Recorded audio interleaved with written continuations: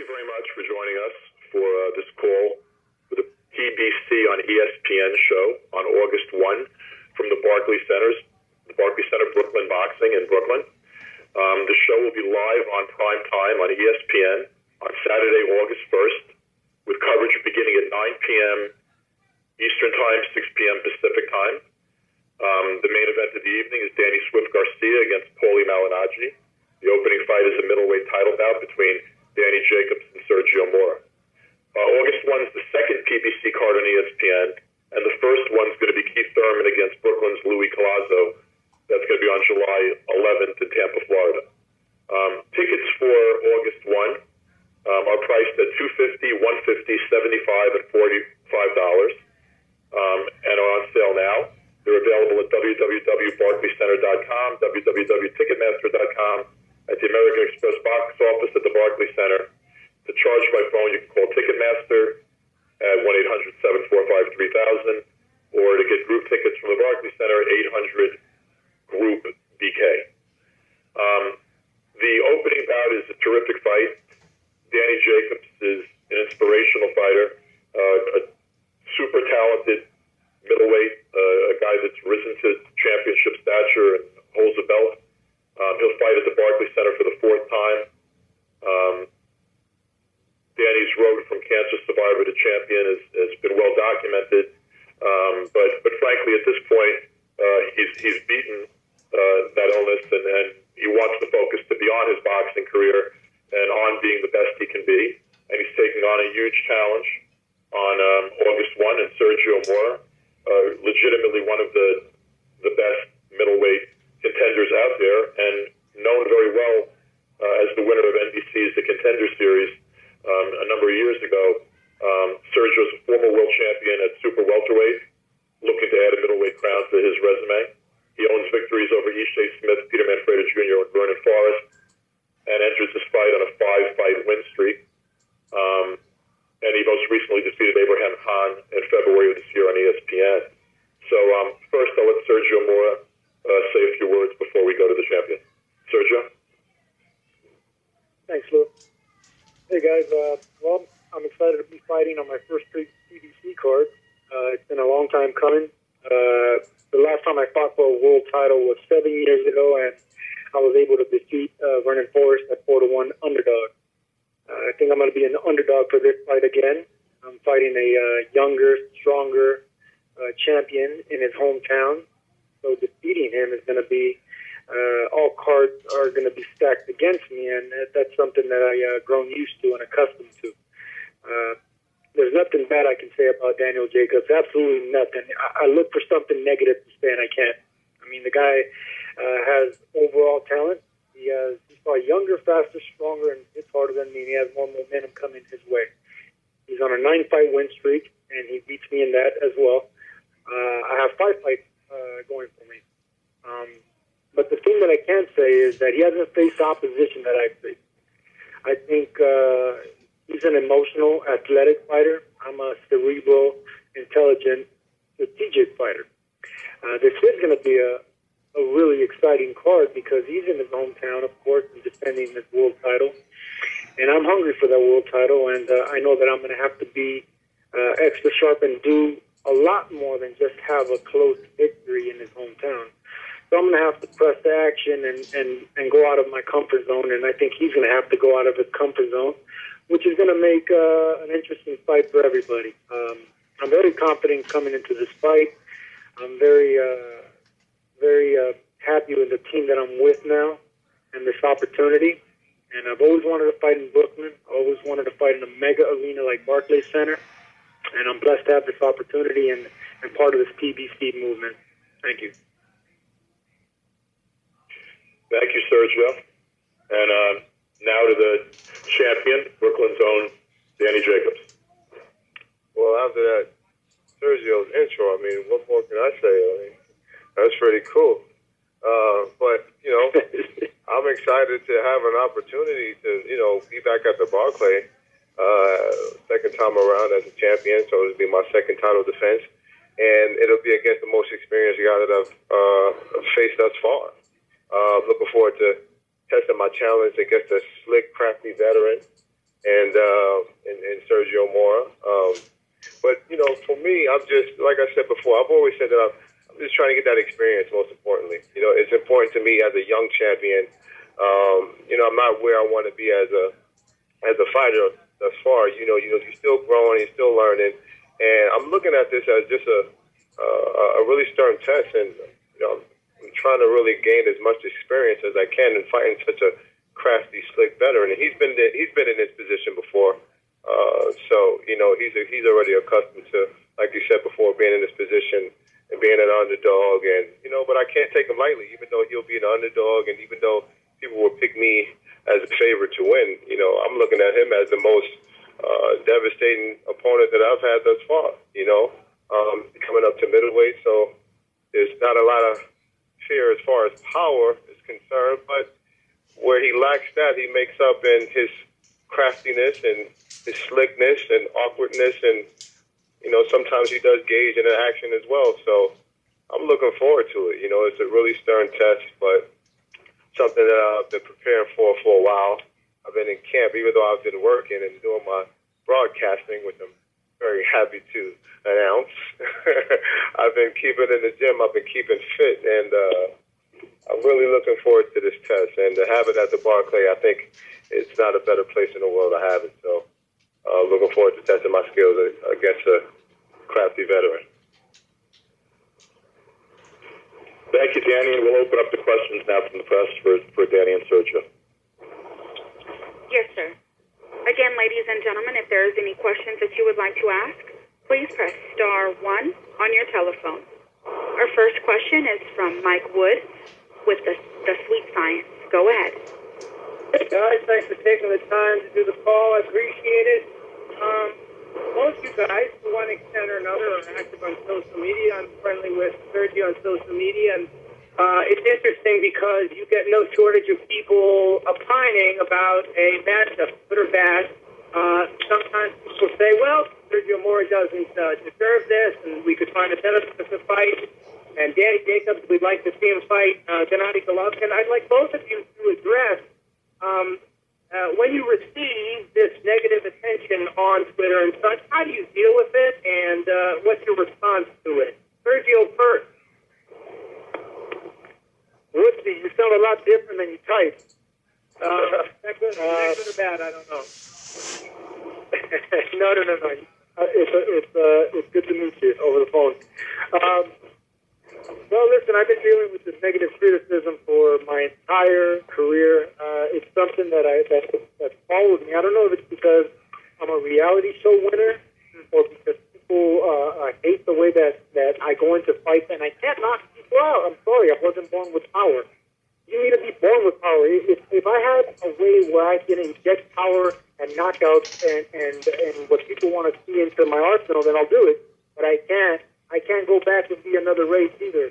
I was born the way I'm born. I gotta do with my abilities, and I think I've come a long way with all the other assets that I have. You know, lacking power. I think that makes me an even better fighter. You know, it made me evolve into a different type of boxer. So these are the things that the boxing purists need to understand, and the outside fan needs to understand that. All right, well, listen, he's fighting a guy with a lot of power, but how come the guy with no power is actually doing better than the guy with power? Well, because this is the sweet science, and that's how I become a champion for. So it doesn't bother me. I just continue educating people about the sweet science and letting them know that power is not the number one attribute to be successful. It's intelligence, IQ, it's technique, it's defense, body shots, it's strategy. It's following that strategy. It's hard, it's intense. Everything else is like power. So I'm happy to answer those questions to people that don't know. But people that do know, get over it. Good stuff. Thank you. And Danny, what about you? Responding to people who want you to fight Golovkin and say, no, Mora's not tough enough.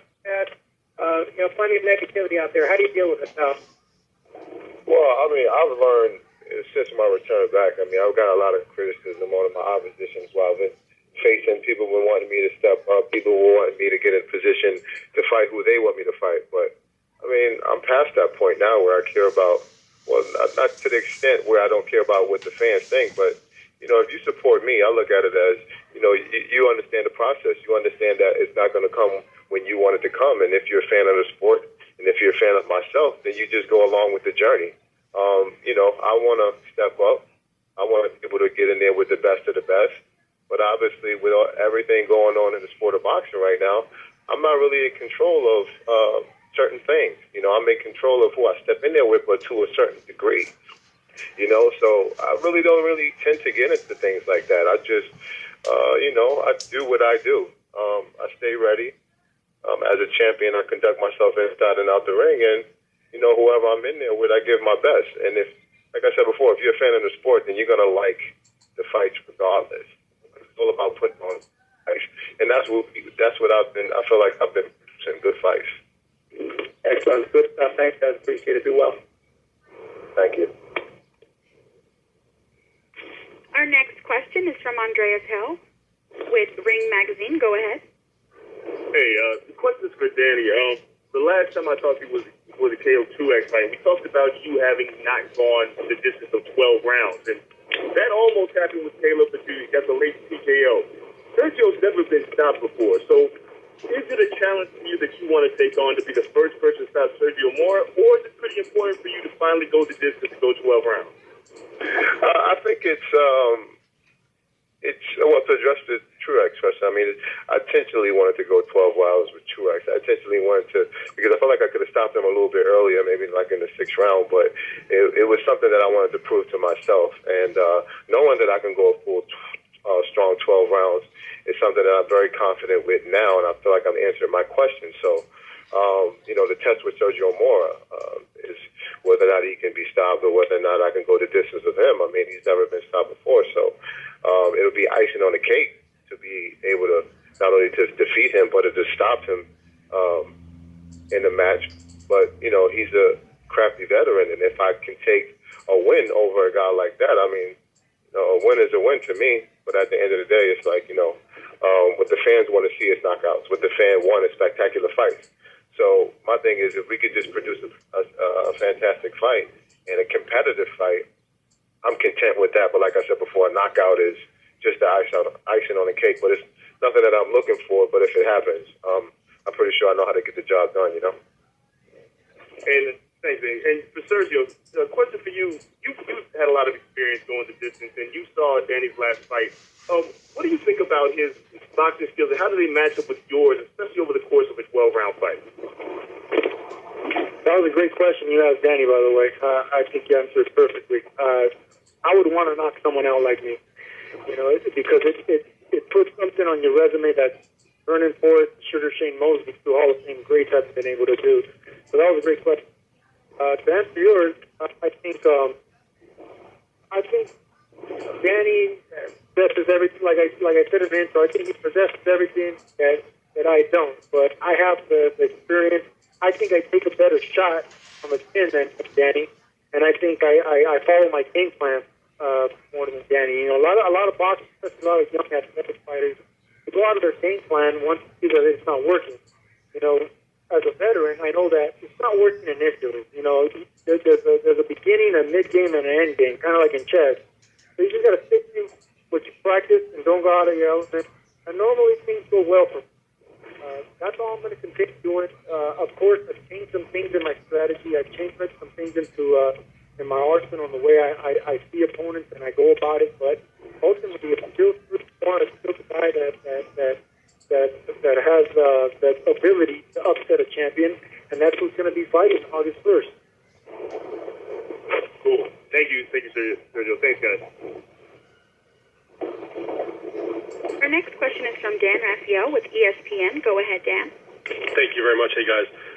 Sergio, my question for you is the last time you were involved in a world title match of any kind was when you had your second fight with Vernon. That's about 7-8 years ago. I know you probably didn't think it would take you this long to get into this kind of fight. Can you talk about your perspective on having it been a long time since you were at this level in terms of belt being available to you? Absolutely, Dan. Well, anyone who's been around the game for more than 10 years, or not even that, anyone who's been around the game will know that this is a political game. And if you're not with the right side, you're on the wrong side. And then even if you are on the right side, there's another side that thinks they're right, and they're going to be butting heads. Very political business, and I think I turned a lot of people off when I fought Shane Mosley in an uneventful fight, but I took all the blame for that. And then after that, I was forced to go to Texas, to fight a Texan, and I came up twice short against Brian Vera, and then that just really took my career not only steps back, but in a whirlwind backwards. You know, I was getting all the bad media, I wasn't getting the right offers, and that's a good reason why fighters retire, because they don't have the offers coming in, and it could be really depleting and depressing.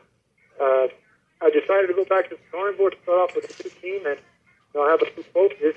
And I realized it could change in the boxing as well.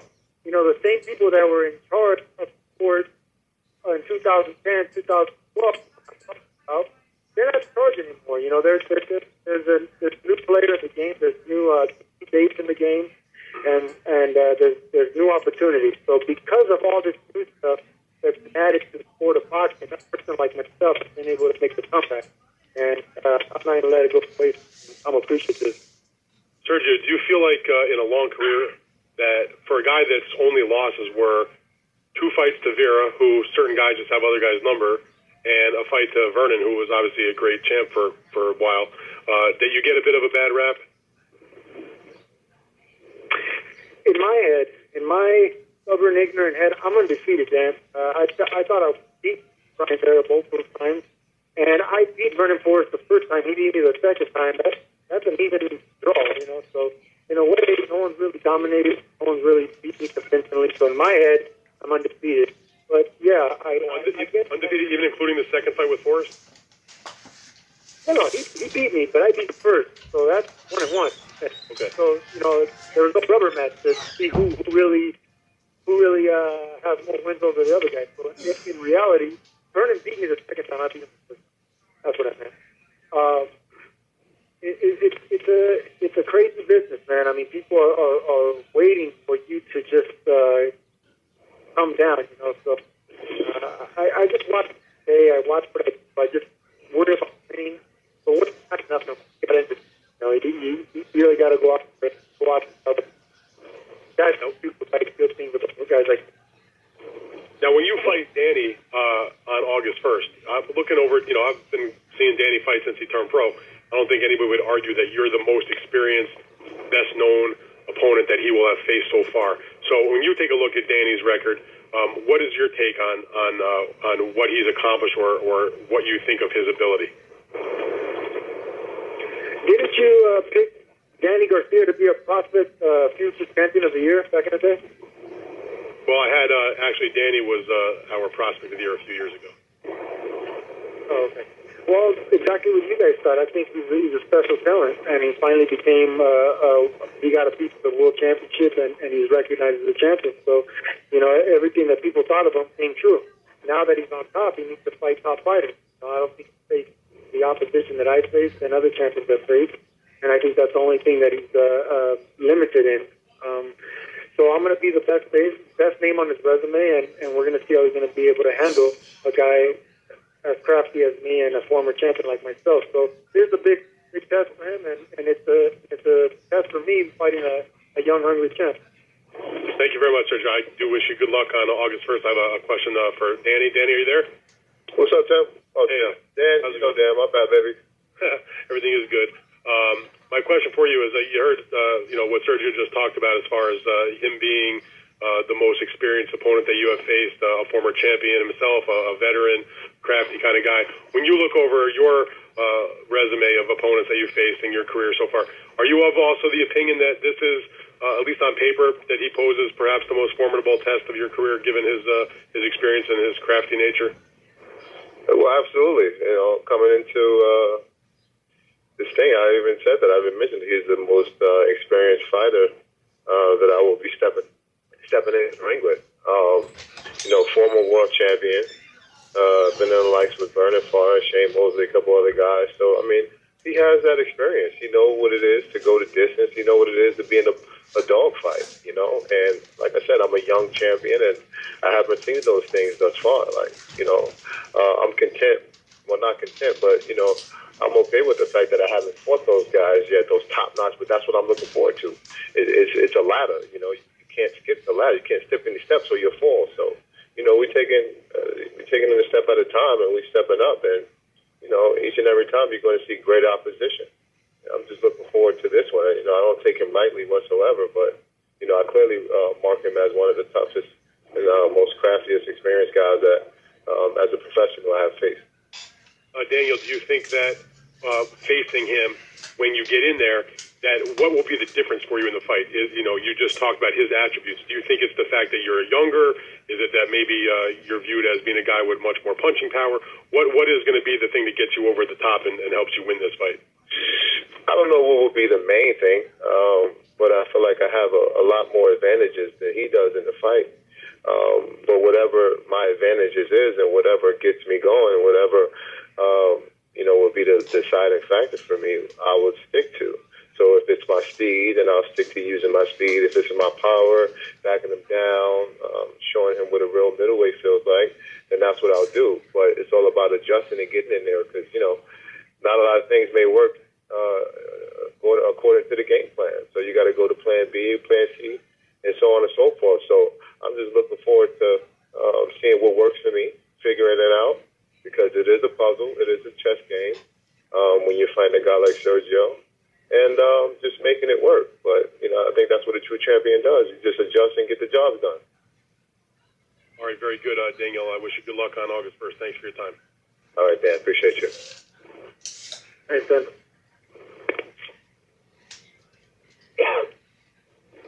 Our final question is from Destino Lois with Black Star News. Go ahead. Danny and Latin Snake Mora, I've been watching you guys for years. This is Lois Jr., Black Star News, New York. Sergio, you have fought, like everybody has said, you fought all over the world, and you fought many of the top guys who were world champion.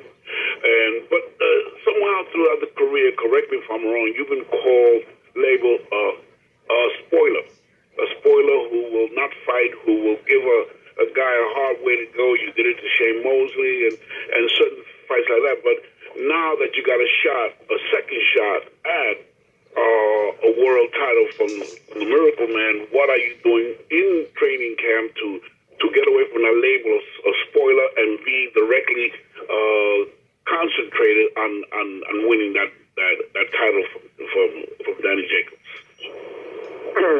Well, yeah, I've been labeled the spoiler. I've been labeled a lot of names that I actually consider as a good thing. You know, you could see as the name spoiler, you could see it as positive or negative. You can come in there, the positive saying that I'm going to go in there, I'm going to spoil Danny Jacobs' plans and spoil his team and promotions plan. And spoiler for the fans is the negative, that I'm going to come in there and speak up the show. I decided to go in there when these fights with Mosley and Vera. I decided to change my style up a bit and actually engage a little bit more and be a little bit more offensive and take more chances to try to go for the knockout. So I think I've done that. You know, in my last 5 fights, I knocked down 3 of my opponents and he stopped 2. So I've kept my word and I got this opportunity to fight for a world title again. With Danny, I'm going to do the same. You know, I'm going to try to go out there and do the same thing that got me into this position. You know, I'm showing that I can be slick and I can be crafty, but I'm also going to let them know that, hey, listen, I got this other side of my game too that I added to that slickness and that craftiness. So, and like Danny also mentioned, you know, if that's not working, then I got to go to plan B and C. So, you know, I'm going to give him different looks, just like he's going to give me. But I'm an excited I'm an excited former champion and waiting to be a new champion, August 1st. Well, that will include your sparring sessions with the hired guns that you're going to have to prepare you fully for a hard puncher like Danny Jacobs. I assume that's what you guys are doing. That's the strategy in camp. Almost like a military strategy. This is how I'm going to beat the enemy. So we're going to have the hired guns here to prepare me totally. Is that what your direction is? Yeah, I like to have heavier sparring partners or harder punching sparring partners, but it's all about the power, because even my sparring partners aren't going to go in there and hit me with that power. So I like getting guys with slickness, the speed. You know, just in case Danny comes in there and he shows me a different side, I gotta be ready for that. So I got younger guys, stronger guys, powerful guys, stiff guys, elusive guys, Right. and I like to mix it up. Well, thank you very much, Latin Snake, Mora. And my question now is, God bless you, and my question is to Danny Jacobs. Danny, you are a tremendous, and I will say it now because you're on the air, you're a tremendous, articulate analyst. And, you don't really have to go to a public relations school or announcing school. You have great announcing voice. I'm an old radio man for 40 years, and I recognize talent. But Thank you, sir. Appreciate that. When I'm saying what my direction is Danny now perhaps has seen the light at the end of the tunnel. Now, mind you, you're young. The light at the end of the tunnel, he says, wow, now let me build up this second career in announcing as my boxing career goes along. I'll fight and then I'll defend my titles and despite the criticism of the non-fight fan who has not put on a glove of not fighting the so-called picked by fans like the Triple G, Miguel Cotto, and Canelo and all them guys. I'm keeping busy, but at the same time I have my eye on the prize of a career post-boxing. Is that what your direction is? Because you are, like I said, you're a tremendous fighter, and at the same time you're a great announcer. Well, thank you, sir. I really, really appreciate that. And I know your voice. I know I've seen you before, and we've done interviews before. I know that voice. But to answer your question, yeah, that's the game plan. Okay, ladies and gentlemen, that was our last question for the Amazing opportunity to be able to talk and give my side, expect side, on a national level.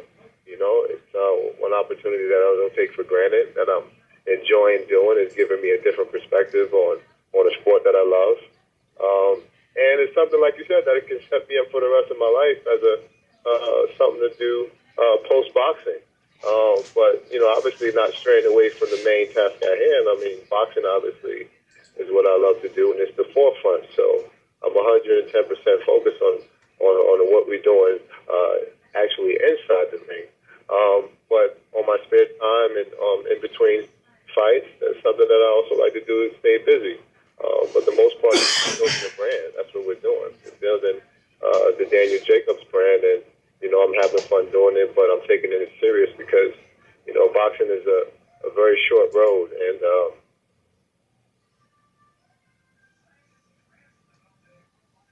I'm gonna fall back on as well. So I'm just trying to take everything serious. Try to give it the best that I have, and it seems like it's been working thus far. So God has definitely blessed me, and I'm just looking forward to everything in the near future.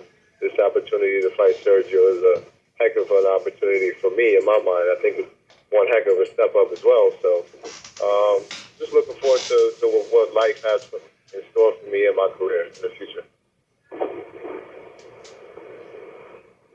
Thank you, guys. Thank you. Thank you.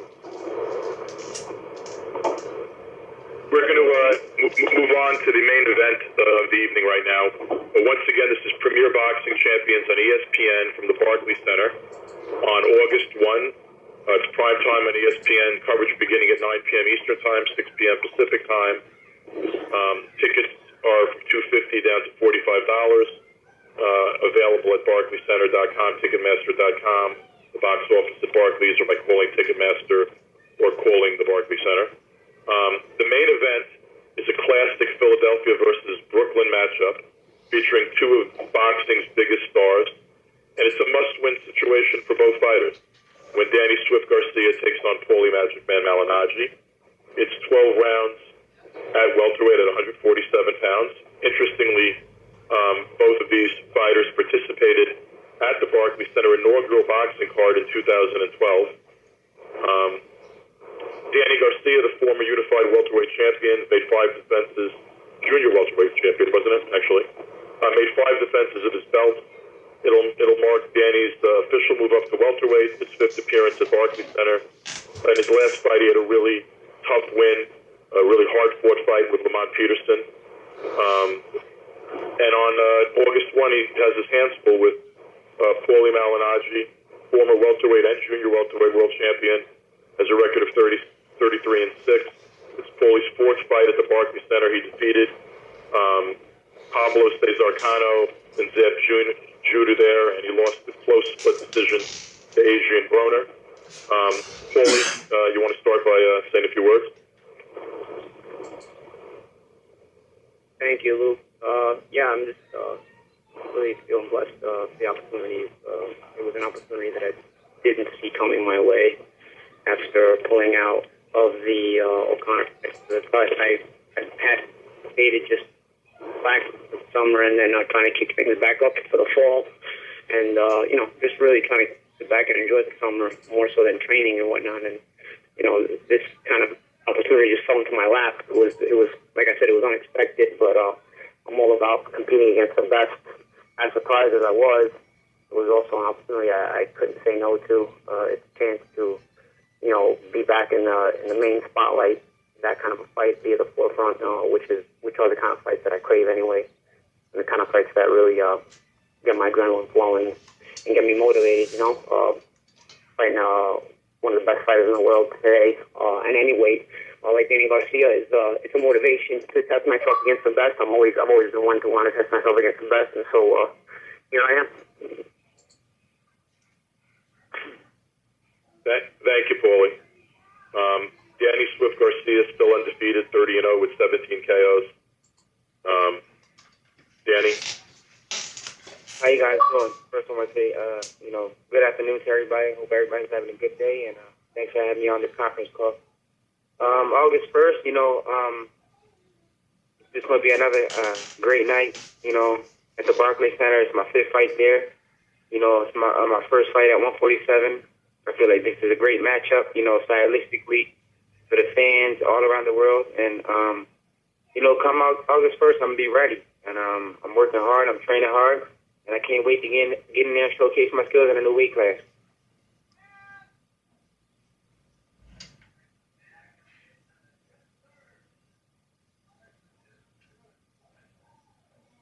Hello? Yeah, hello? I'm sorry, Danny. Danny, before we open up the questions, you made a trip today to a children's camp. No. That was Danny Jacobs. Let's open it for questions.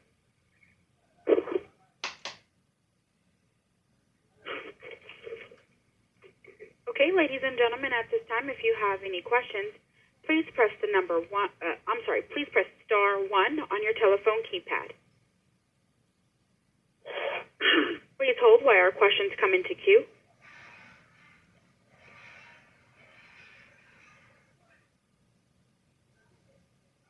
Actually, I just wanted to ask Danny Garcia a question before we started with the queue. Danny, you were at a children's cancer hospital this morning in Philly? Lou, that was actually Danny Jacobs. Oh, I'm sorry. Okay. Thank you.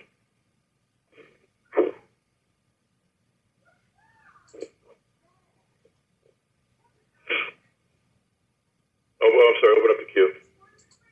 Yes, sir.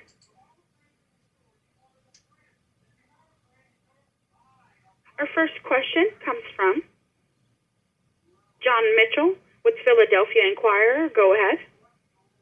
Hey, Danny, how are you? I'm doing good. And Paul, you as well. This question is for Danny. How do you feel, Danny, now moving up to welter? Do you feel that, this is where you really belong, you've been a little bit less comfortable fighting at 140. Just talk about feeling comfortable in, your first foray into the welterweight division. I feel it's great. For the first time in a long time, I could worry about training to get better and not training to lose weight. I've been fighting at 140 my whole career, and I just feel like losing the weight was affecting my performances, mostly in the later rounds of big fights, because I would use a lot of my energy losing weight. And I think I'm gonna feel a lot stronger and a lot better at 147. I think I should have been moved up, maybe after the Matisse fight. But I'm here now, and I feel good. I feel strong. I'm training hard, and we're working on new things just to get faster and stronger at 147. Do you think that the weight loss hurt you in the last fight at Barclays Center? Because you started off and it didn't seem like he wanted to trade with you through the first 5 or 6 rounds, but he kind of got his footing later on in the round. Did the weight loss hurt you against Lamont Peterson, you think? I'm not making no excuses. He had a good game plan, but I just didn't feel, to be honest with you, I just didn't feel strong at that weight class anymore. Before, when I used to hit guys, I used to feel the power like going through my arms, and when I landed a shot, I knew I would hurt them. I just didn't feel strong at the weight class no more. I just felt like I was hurt myself, and that's basically it. It was just, I just didn't feel strong at 140 anymore. Right. And one more for Paulie. Paulie, it's been a minute since you've been in the ring. Just talk about getting back in the ring after the quarter fight and this opportunity for you. It's just like I said earlier, I feel blessed just to get the opportunity and to get a chance to continue to test myself against one of the best fighters in the world. You get antsy at a certain point when you're not in the ring for a while. At first it was just certain things going through my mind, and maybe I didn't want to fight, but as time went by and I started working out again, I started realizing that it was something I missed. It was something I was still craving, and I wanted to be back in there. And this year in particular, it's been different than a lot of years. I mean, people are going to talk about my layoff, but ever since I started making pretty good money in my career, I've never gone back to the gym after a big training camp. I've always had my fight, and then I've gone right back into hibernation and just hanging out. And not to say that I live badly with the fight, because I don't, but still, not spending large chunks of time in the gym will affect your sharpness. And this year, not even by design, just on accident, I've spent almost the entire year in the gym, and I've been able to balance it out with all my travel with my commentating. And I was in camp for Dom Ali for his sparring him for his last fight with Santana on HBO, and then I went right into my own training camp for Daniel Conner, and I got caught just 2 weeks before that scheduled fight. So, and then I got called for this fight, not long after that. So, in reality, I've spent a large chunk of the year in the gym, which is something that hasn't happened in a long time, and I feel sharper for it. I mean, people are going to talk about the layoff. People are going to talk about the fact that, I haven't fought in so long, but in reality, I actually haven't trained this consistently in a decade. I mean, literally a decade. I mean, since I fought Miguel Cotto, I started making pretty good money after that, and I haven't stayed all year in the gym. Before that, I was in the gym all year, And like I said, I didn't even mean to do it by design. It's not like, it's not like I said, this year I'm going to spend the whole year in the gym. It's not something I planned. It's just something that ended up happening, going from one camp into another camp into another camp. And I guess just on accident, but I do feel the sharpness in the gym. I do feel the timing is really good, and and obviously my weight has come down, so that's a good feeling, knowing that I don't have to drop a lot of weight during the training camp, and just work on the sharpness and keep getting better, and look to show that on August 1st. Okay, and real quickly, was there ever any serious consideration about retiring after the Porter fight, or was that just something that was floating around out there? It wasn't even something I considered. It was just something that I felt like I was going to do. I just felt like, I don't really want to do this. In the time, the way I felt, where my mind was at, it was just something I didn't want to do anymore. And so I think that's probably the best thing that happened to me in terms of thinking it like that. Not talking about the loss, but in terms of my mindset in that moment was probably the best thing, because if you start to tell yourself you're going to have a layoff and you're going to come back, in the back of your mind, you're never going to take that time off the right way. You're just gonna be thinking about you should be back in the gym, or when's the right time to get back in the gym. But because I wasn't thinking that, I was just thinking, you know what, I'm done. I gave myself plenty of time to, kind of rejuvenate a little bit before I got back in the gym. And then I just decided, hey, you know what, I kind of miss this. I want to get back in the gym. So I think the change of my mind was probably a good thing, as opposed to just telling myself, you know what, I'm going to take some time off and then come back. I really didn't think I was going to come back. So when I took the time off, it was really like, a time that was legitimately in my mind feeling rested and feeling, get myself rejuvenated without even realizing it, And then by the time I got back in the gym, it was like trying to rebuild and a new me, so to speak. Okay, well, thank you, and good luck to you both. Thank you. Our next question is from Mitch Abramson with New York Daily News. Go ahead.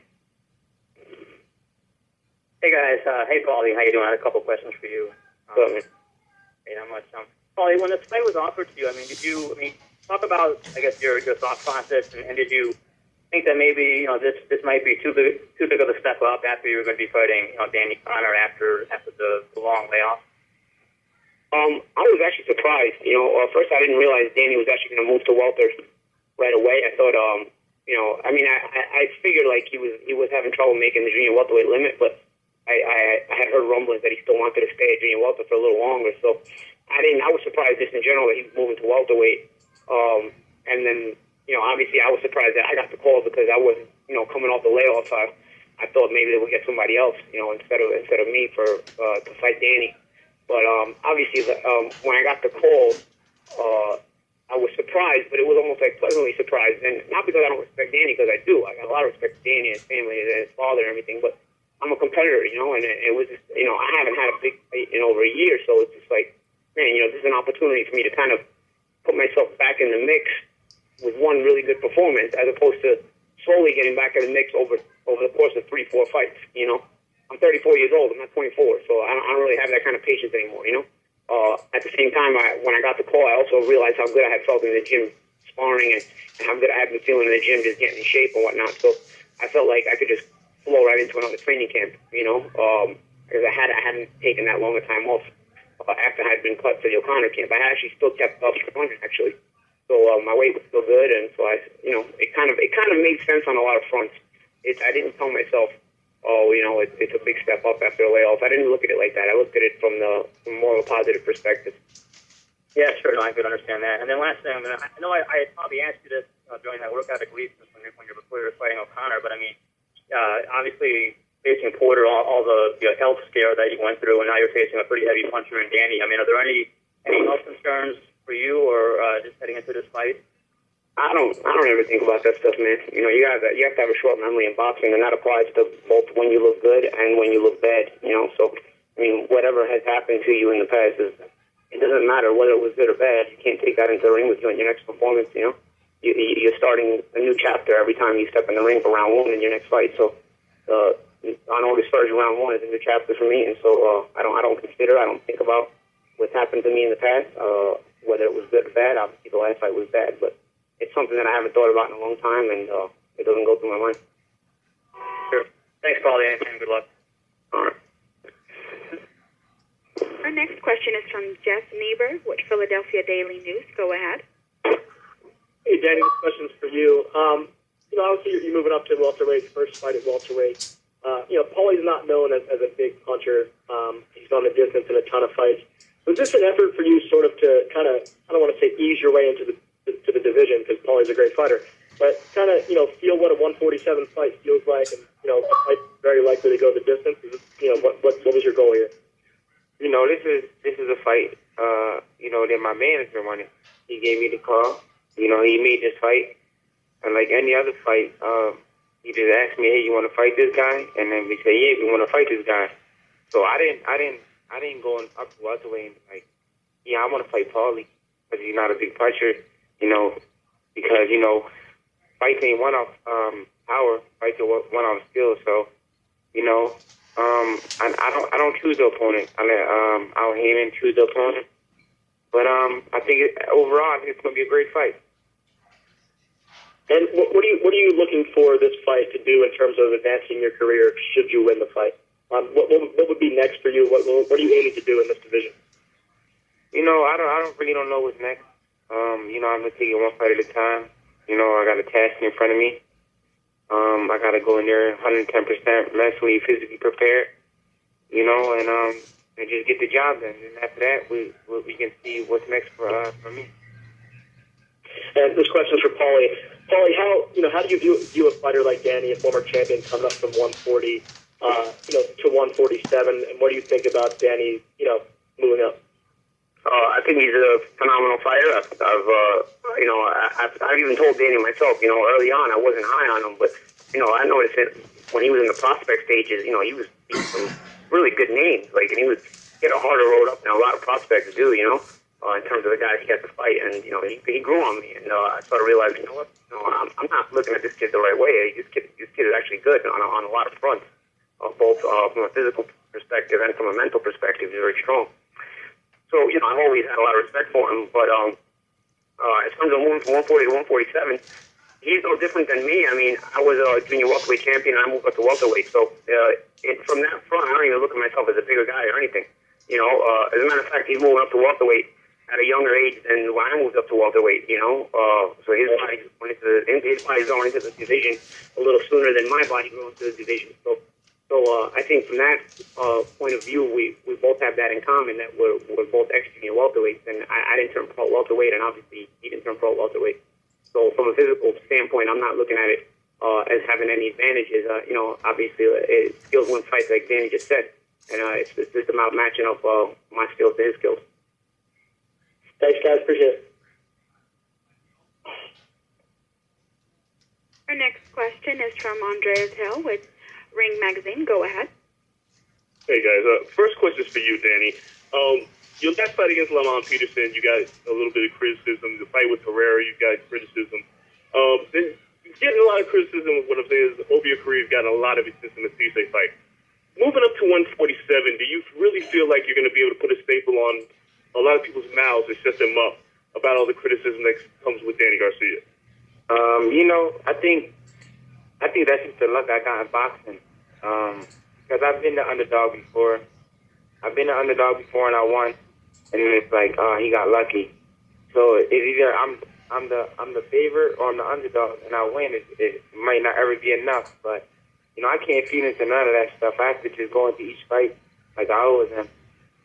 Mentally prepared, physically prepared, go in there and get the job done. And you know, if it's good enough for the media and it's good enough for the fans, I'm happy. But you know, if it's not, I'm still happy because you know, it takes a real man to go in there and put gloves on and fight another man, you know, for 12 rounds. And it takes a lot of discipline to be in the gym for 10 weeks straight, you know, waking up every day, doing the same thing, you know, sweat, blood, tears, all that stuff. So, you know, I would love for the fans and the media to love me, but, you know, it is what it is. Like, they're tough on me, and that's what keeps the chip on my shoulder. That's what makes me train hard every day. Thanks, Danny. And Paulie, the question for you is that I know you've watched Danny's career. Against Lamont Peterson, it seemed like he struggled with the boxing and the skill set of Peterson. Herrera the same way, being crafty. Do you see those as advantages that you may have over him that Danny may have a little bit of difficulty with skilled boxers? I think styles make fights. So, you know, from a stylistic point of view, there are things that, you know, I feel like I'll be able to do against Danny, and I'm sure, but I also expect Danny to have made some adjustments since those fights. You know, when it comes to the Lamont Peterson fight, I really, as I was watching that fight, and Lamont started turning things around, I started thinking maybe Danny it got in his mind after the first 3, 4, 5 rounds that this was the kind of fight this was going to be all night. And when you kind of get into that lull in your mind where, hey man, this is going to be just a slow-paced fight, and this is kind of, we're just going to go through the motions for 12 rounds, and then suddenly it gets, the script gets switched on you, you weren't ready. You know, I felt like Lamont almost lulled to sleep. And so from there, I don't know that Danny would make that mistake again. You know, like, you know, I felt like, you know, I don't know if I'm making any sense. You know, like the pace was so slow early on that you can easily, I felt like I put myself in Danny's shoes and I said, you know what, if I was Danny, I would probably be thinking through 3, 4 rounds. That's it. This is the kind of fight we're going to fight for 12 rounds. So I wouldn't be ready when suddenly the heat got turned up, you know, because if in your mind if you put in your mindset that that's the fight is going to be, and then things switch, and you kind of get caught sleeping. So I felt like maybe it was learning experience for Danny. But as far as from the stylistic point of view, yeah, I mean, I like the way my boxing skills match up to his. I mean, I'm sure there's things he feels he can do to me as well, and that's kind of why we get in the ring. We compete with each other, and you match up skills. But I'm sure both of us have certain advantages over the other that we're both going to try to apply once the bell rings on August 1st. And one other question for you, Paulie. Before this was billed as a must-win fight for both fighters, but how do you look at that? Do you see that as a must-win situation for you, especially coming off the loss to Sean Porter? I think it's more must-win for me as far as my own boxing career is concerned. You know, I think there's no question that my professional boxing career, not my commentating career, to take everything else aside. For the life of my professional boxing career to continue, I feel like this is a must-win for sure. I don't think it's as much of a must-win for Danny as it is for me. I mean, at this level, you always feel like it's must-win because you're always in the mix for a bigger fight if you can win. So it's always must-win. But in reality, to be really a must-win, I mean, I feel like the burden falls on me more than Danny for it to be that kind of must-win. But it's also nothing new to me. I've been written off before. My career was supposed to end in 2009 when I went to Houston, Texas. I mean, I had just come off the Ricky Hatton loss, and I went to Houston to fight Juan Diaz. And no matter what I said in the press conferences, no matter what I said in interviews, I remember it just went in 1 year out the other for people. And, they just kind of felt like this was going to be the end of my career. And so I had to go in there and prove it myself that it wasn't yet, And so had everybody, if I allowed myself to listen to what everybody says, I would have been long gone a long time ago because you figure, like, teach everybody their lessons. And then it happened again in 2012. I got sent to Ukraine. I hadn't really had a big fight in a couple of years. And people just thought I was getting sent to Ukraine as a farewell fight, just to make a little bit of money and be done. And I was surprised that everybody was thinking about me like that again. I was like, wow, these people really don't learn their lessons, And so I went to Ukraine, and I came back with the WBA welterweight title at the time. And I was able to turn things around again in my career. And those are really two key situations because losses in those two fights would really have erased me from the upper echelon of the sport. So I find myself, again, in this kind of situation. I'm not traveling to anybody's hometown this time. I'm fighting in my own hometown, but it's the same situation. It's kind of the same thing. No matter what I say going into this fight, people are still going to look at it the same way, that I'm the opponent and I'm the guy that Danny's supposed to beat, and this is my last fight, and this is I'm just taking this for a payday and all this stuff. So if I hadn't already been through this, maybe I would worry about it. I remember in 2009 going to Houston, being kind of worried about it, just, complaining about all kinds of stuff and just not really knowing what I was walking into. I was walking into a dark room, but I'm not walking into a dark room on August 1st. I know exactly what was going on. I know exactly what the rumblings are out in the boxing world, and I know exactly what everybody's saying about the fight. Regardless, it doesn't matter. None of it matters. I go in the gym. I do my work every day. I know my mindset is focused. It's ready. And I know I'm going there to do work on August 1st. And nobody's opinion is going to matter when the bell rings. You can't take people's opinions in the ring with you. Again, whether they be good or whether they be bad, nobody's opinion comes in the ring with you. It has absolutely no bearing on who wins each and every single round. Well, thank you, Paulie. Thank you, Dane. Our next question is from Carlos Gonzalez with Primera Hora. Go ahead. Yes, good afternoon. My question is for Danny. Danny, what things have you been able to do this time around doing training that you could not do in the past because you had to make 140? We added things. We added things to our workout now. We added a lot of, explosive workouts, a lot of agility, a lot of footwork, a lot of things that make me more explosive. Things I couldn't do at 140 because I didn't have the energy for it. But now, the extra weight is really helping me. I'm adding more meals to my day, to make me stronger. Like before, I had to skip meals. I was always still weak. And we're just adding a lot of things to get strong for 147. Thank you. Yes, sir. Our next question is from Mike Wood with The Sweet Science. Go ahead. Question is for Paulie. Paulie, I do wonder, when you're thinking about this fight and you're training in the gym, do you 100% know how good you're going to be as far as the sharpness and what you have left at 34, or does it remain to be seen and you'll only know on fight night?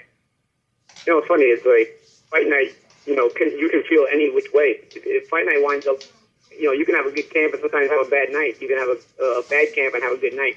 You don't know how you're going to be on fight night until you wake up the morning of the fight. But I will say this.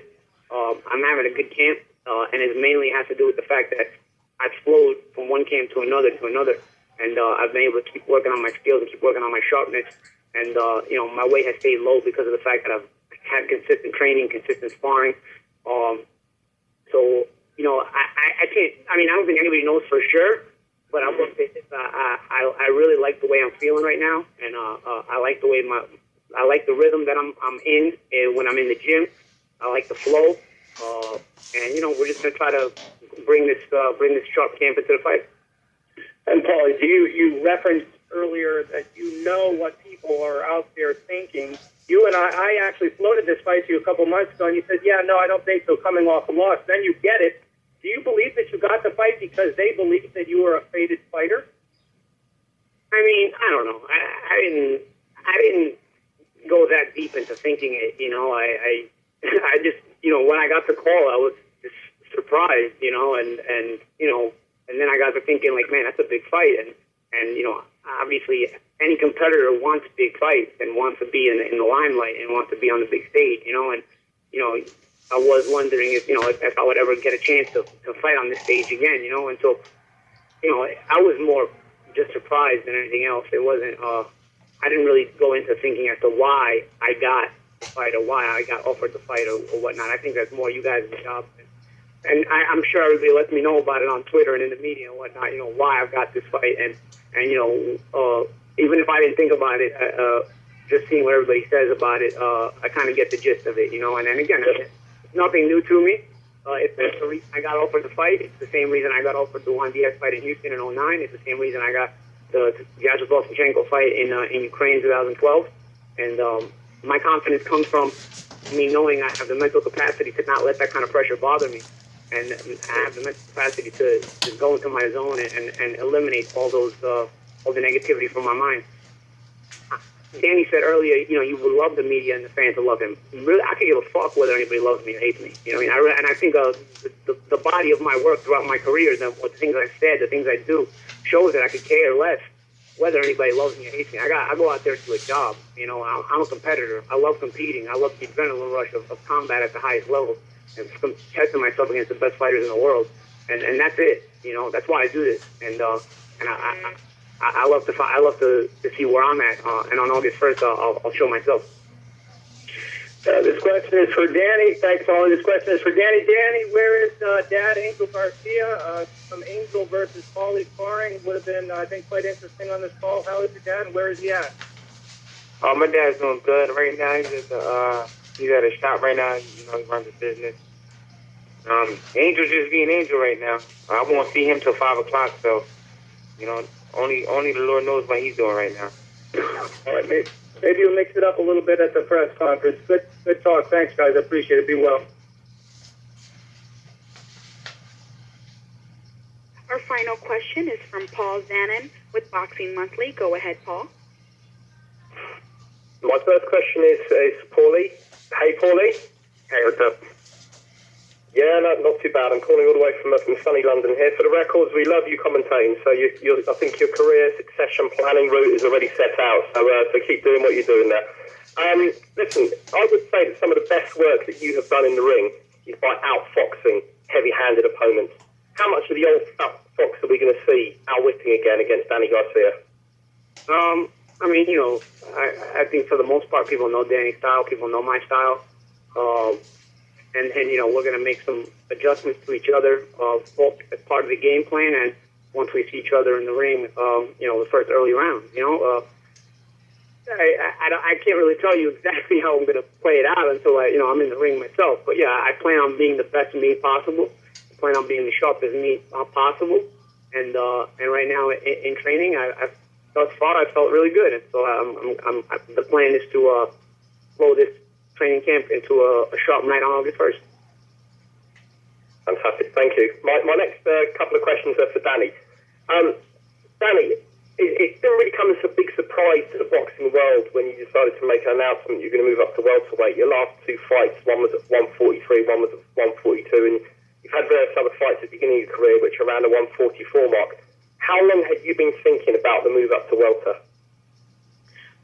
I believe right after the Matisse fight, I wanted to move up.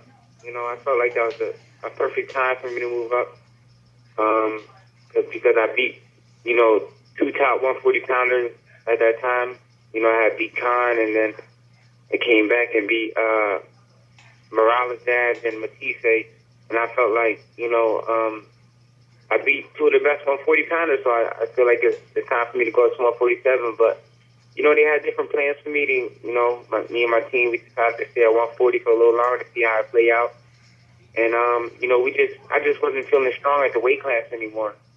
I just wasn't feeling strong no more, so I felt like, you know, it was time for me to go up to 147. Fantastic. My final question is this.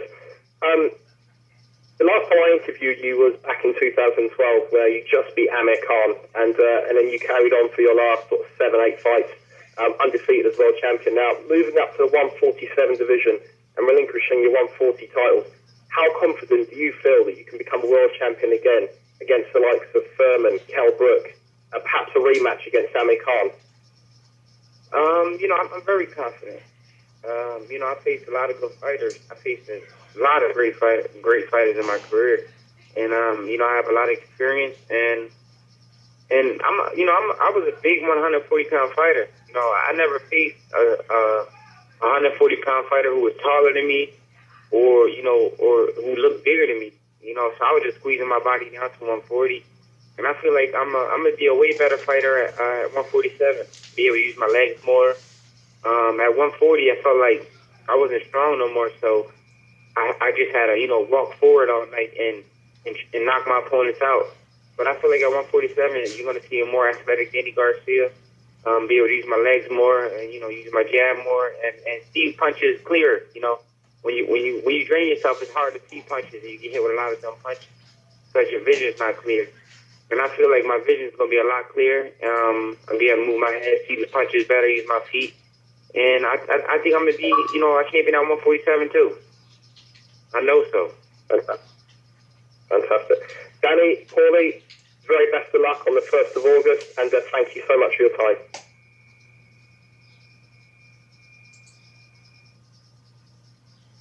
Well, thank you everybody for joining us for this PBC on ESPN call.